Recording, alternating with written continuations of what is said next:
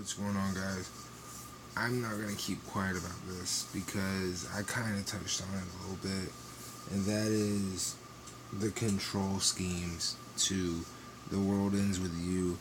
Um, quite possibly, I mean, people can argue it, quite possibly the greatest JRPG on the DS of all time. Possibly.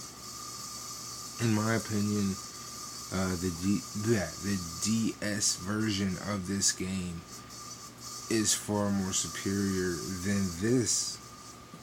The controls are better. This, I didn't even know there was a phone version of this game, and apparently that's what we got. It's a $50 version of a game that is for phones. We didn't get a true DS port. We didn't get a true blue, like, we're gonna go in and fully uh, make the control handles special to me the way anybody might want to play this game when it comes to playing it on the Switch. We didn't get that. We basically got a phone version of a game that you might have known or might not have known was on a phone. That's all it is. $50 for a game that's on a cell phone for damn near half off. Square, I hope this isn't a trend that's starting with you right now, because you motherfuckers have been real nice when it comes to the Switch. But I'll say this much. With games you have coming out, this is your first port. This is the first port we've seen from you guys over at Square.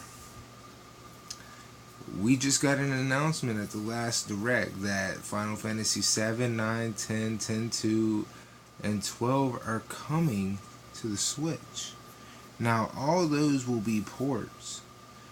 Possibly of the PC version 7. Possibly, the PS2 version of 10.2 and 10 and 10.2. Quite possibly the Vita version of said 10.2. And then 12 is possibly what we just saw released on the Xbox and the PS4, of course. We'll talk about that re-release of the Zodiac Age, which is, of course, Final Fantasy 12. We're not going to get the greatest of all, but, man, this port does not make me happy in the sense of how good of a game I know it is. And what scares me is you're touching legacy now. You're touching your greats, your Final Fantasies, the shit. You have a huge crowd base that grew up with those games, including myself, and you're bringing those over to the Switch. The best thing you could have done for people who are hopeful when it comes to your ports, make a good one. This isn't it. I Am Sensua is a better game. It plays like Bravely Default, which is on the damn DS, and I Am Sensua is on Switch. It's a great game. And I'm not going to say you haven't been supporting the Switch. God knows you have. Since day one, I Am Sensua came out on the same day as Breath of the Wild and when the Switch launched. Yes, it is a day one Square Enix game. So you guys have been showing love to the Switch since day one.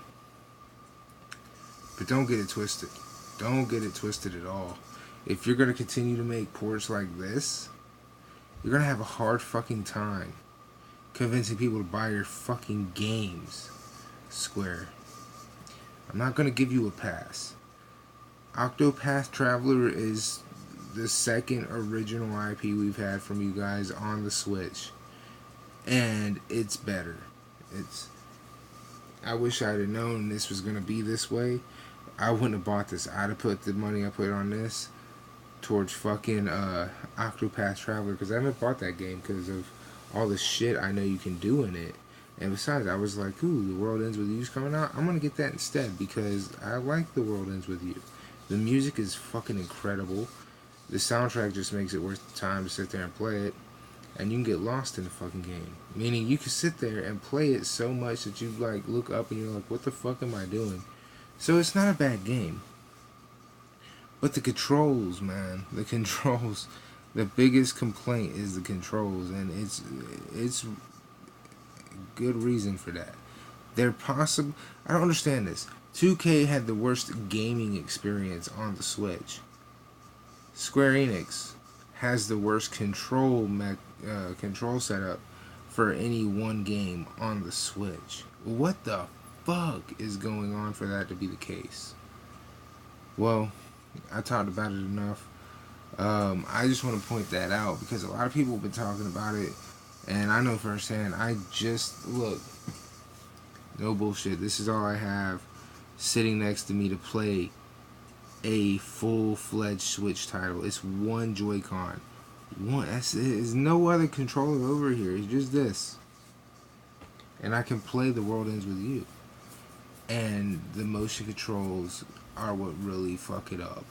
I'm not saying the motion controls are fucking useless and everything. No, it's just this game is. You have to continually reset the damn thing constantly. It's just not a good look. There's so many things wrong with it. We can go into detail about it, but I'd rather not.